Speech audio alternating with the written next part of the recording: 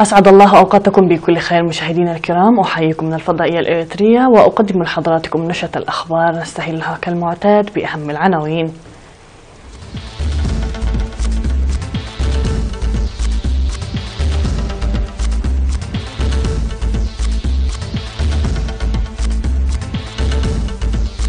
بحث العملية التعليمية في مدينة مصوى. إشادة بالمشاركة الشعبية في انتخابات إدارات حقات وحمل مالو. العمل بفعالية لتعزيز إنتاجية الشباب في إقليم القاش بركة. الجيش النيجيري يحبط هجوما لبوكو حرام على ميدوغوري. اجتماع ثلاثي لوزراء خارجية الصين وباكستان وأفغانستان في بكين. التوصل لاتفاق بين الحكومة الأوكرانية والمتمردين بشأن التبادل التجاري. من العناوين إلى التفاصيل، أهلا بكم. عقد اجتماع في مدينة مصوى لبحث أو رفع المشاركة في التعليم في ضاحيتي أم كلو وحطملو. وبحث الاجتماع إشكالية حوالي 500 مواطن في عمر التعليم لكنهم لا يشاركون في التعليم بالضاحيتين. وناقش الاجتماع بتوسع أسباب عدم المشاركة في التعليم ومقاطعة الدراسة والنتائج المتدنية ومحو الأمية ودور الآباء أو أولياء الأمور لتقدم التعليم. وقال مسؤول التعليم في إقليم شمال البحر الأحمر الأستاذ رشيد محمد عثمان إن سعي المعلمين وأولياء الأمور معا لإصلاح الضعف وتشجيع الطلاب المتفوقين وتقوية الإدارة التعليمية ومتابعة الطلاب يسهم في حل المشاكل الموجودة. من جانبه دعا سكرتير الجبهة الشعبية للديمقراطية والعدالة في إقليم شمال البحر الأحمر السيد هيلة ولد برهان، شدد على تقوية التوعية التعليمية وتوطيد المدارس العلاقة مع الشعب، وحث الجهات المختصة لتعزيز مساهماتها إلى جانب أولياء الأمور لمشاركة الأطفال في التعليم. وقال مدير مدينة مصوى سيد كيداني ولد سلاسي إن أولياء الأمور لهم واجب إرسال أبنائهم لتلقي التعليم، موصيا لإقامة لجنة من الشعب تتابع الأنشطة التعليمية والتعرف على الطلاب الذين لهم مصاعب اجتماعية واقتصادية وتقديم العون لهم ومشاركة أولياء الأمور في تعليم الكبار. وأكد على استعداد إدارة المدينة للمساهمة المطلوبة. وأهاب الاجتماع لدراسة أسباب مقاطعة الطلاب للتعليم وتدني النتائج ومساعدة طلاب حطملو وأم كلو وخلق الأرضية لتعليم الأطفال غير المشاركين في التعليم رغم تجاوزهم عمر التعليم.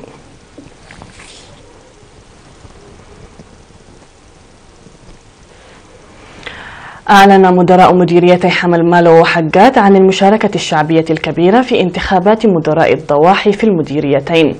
وقال مدير مديرية حمل مالو سيد يعقوب إدريس إن تدفق المواطنين إلى نقاط الاقتراع والنظام أثناء التصويت يعكس الوعي المتنامي، وشكر المدراء المنتهية فترة عملهم للخدمات التي قدموها. وأكد المدراء المنتخبون على خدمة ناخبيهم بمسؤولية وتفان. في غضون ذلك أكد مدراء الضواحي المنتخبون في مديرية حقات في الاجتماع الذي عقد بمناسبة اختتام عملية الانتخابات التي جرت في 10 ضواحي، أكدوا على العمل المتفاني وإنجاح برامج التنمية. وشددت مدير المديرية السيدة آمنة الحاج عثمان في الاجتماع على أهمية المشاركة الشعبية لإنجاح تنفيذ برامج عام 2018، داعية مدراء الضواحي للعمل القوي للتوعية والتنظيم. من جانبه أوضح المدير التنفيذي لإدارة مديرية حقات السيد تخلهاي مانوت مسائل أن حملات التعبئة المسبقة ساعدت لنجاح الانتخابات.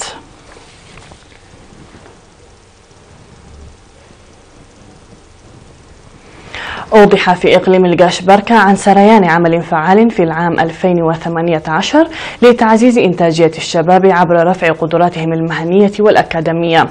وأجرى فرع الشباب في الإقليم تقييم برامج 2017 وبحث برامج 2018.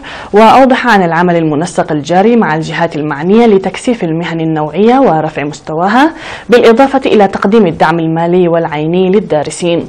وأشار مسؤول قسم المشاريع في فرع الاتحاد الوطني بالإقليم الشاب دانيال أبرهة إلى أن الفرع ظل يبذل جهودا جبارة لتعزيز قدرات الشباب المهنية وفتح فرص عمل بعد اكتساب المعرفة المهنية بداية من العام 2016، بحيث تم تنظيم دورات تأهيلية مهنية ل300 من الشباب، من بينهم 185 من الشابات في مجالات الحدادة والنجارة ونشر الخطوط الكهربائية والطاقة الشمسية وتصفيف الشعر ومد أنابيب المياه وتربية النحل، وبرامج بدائية في الكتابة والرسم وغيرها من البرامج التأهيلية. وأوضح عن تقديم مساعدات مالية وعينية ل40 من الدارسين في مجالات تربية النحل وتصفيف الشعر وغيرها من المجالات التي اختاروا العمل فيها. وذكر الشاب دانييل بأن الفرع قدم دعما ماليا وعينيا قدره 660 ألف نقفة للشباب الذين تلقوا الدورات المهنية في مديريات شامبوكو وفورتو سوا وهيكوتا وبارونتو وأغرداد وتسني ولوغو عنسبة، مشيرا إلى وجود خطة لتوسيع البرنامج إلى مديريات جلوج وأعالي القاش وغونيا وإدخال دورات مهنية إضافية.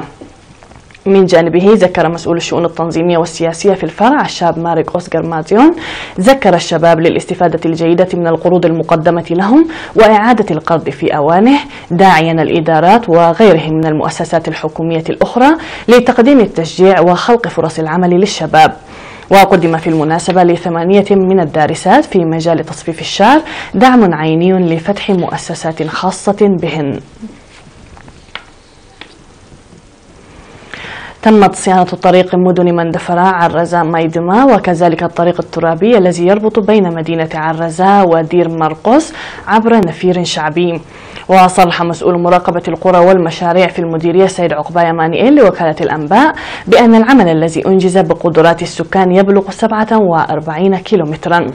وأفادت المعلومات الواردة بأن سكان 3 ضواحي بمدينة مايدما قاموا بصيانة طريق يربط بين عقبة مشان أدجي ومدينة مايدما ويبلغ 10 كيلومترات. من جانبهم أوضح المشاركون أنهم ينظمون أنشطة فعالة حسب إمكانياتهم، مناشدين إلى بحث سبل استمرارية البرامج المتوقفة لإحداث تغيير دائم في صيانة طريق مندفر عرزة.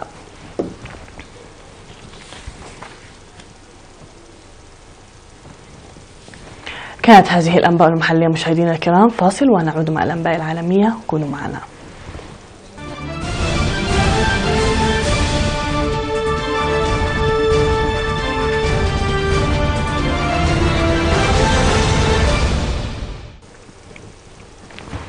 على الصعيد العالمي، أعلنت مصادر عسكرية أن جهادي بوكو حرام قاموا بمحاولة فاشلة للهجوم على مدينة مايدوغوري في شمال شرق نيجيريا، حيث تمكن الجيش النيجيري من صدهم إثر معركة قاسية.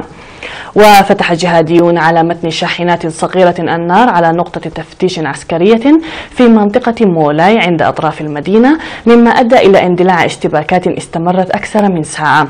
وقال قائد ميليشيا تساعد الجيش النيجيري إن المسلحين الإسلاميين استخدموا كغطاء لهجومهم موكبا من السيارات المدنية كان عائدا بمواكبة عسكرية من بلدة دامبو على بعد 90 كيلومترا. وعمدت القوات الأمنية إلى تشديد الأمن في مايدوغوري في فترة الميلاد بسبب توقع هجمات محتملة لبوكو حرام. كما عممت الشرطة على السكان بالبقاء متيقظين والإبلاغ عن كل ما يتم الاشتباه به.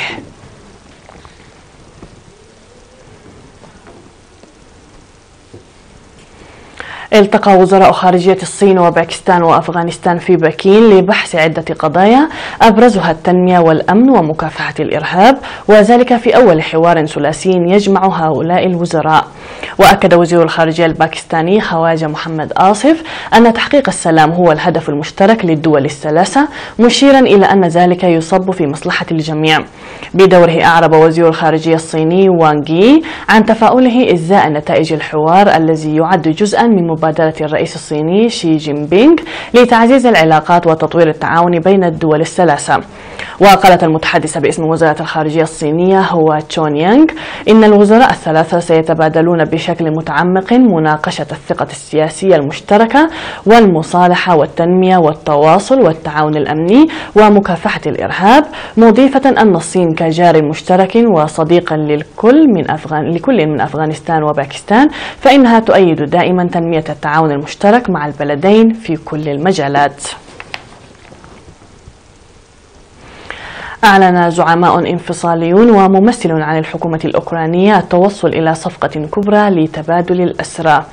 وذكر شبكة APS الأمريكية أن الجانبين أوضحا عقب اجتماع عقد في موسكو أن عملية تبادل السجناء ستتم يوم الأربعاء.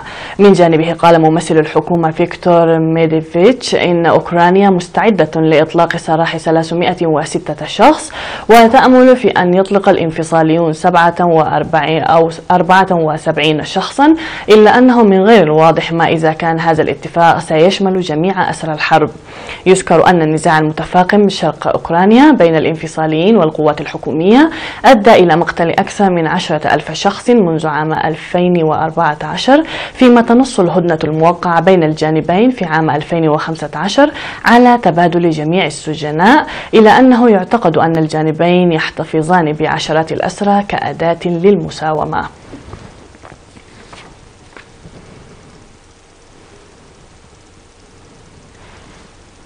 تشهد منطقة واكساك في المكسيك في اليوم 23 من ديسمبر من كل عام مهرجان الفجل، وتقدم عرضا خياليا لمنحوتات من الخضار بلونيه الأحمر والأبيض. ويتزامن مهرجان النحت على الفجل مع الاحتفالات بعيد الميلاد المجيد، ويجتذب هذا الحدث السنوي الغريب أعدادا هائلة من الزائرين والسائحين، وهذا التقليد يعود إلى أكثر من 120 سنة تقريبا. ويعرض 143 من الحرفيين أعمالهم في المهرجان، ومن بين التصاميم الإبداعية العديدة التي تمثل تضامنا مع ضحايا الزلازل التي ضربت وسط المكسيك منذ شهور. وتملي قواعد المهرجان أن الحرفيين قد يستخدمون فقط الخشب أو الألياف الطبيعية لعقد التماثيل وربطها معا. وتقدر الحكومة المحلية أن مهرجان ليلة الفجل قد تجلب أكثر من 100,000 متفرج إلى وسط مدينة أوكساك لمشاهدة عرض منحوتات الفجل.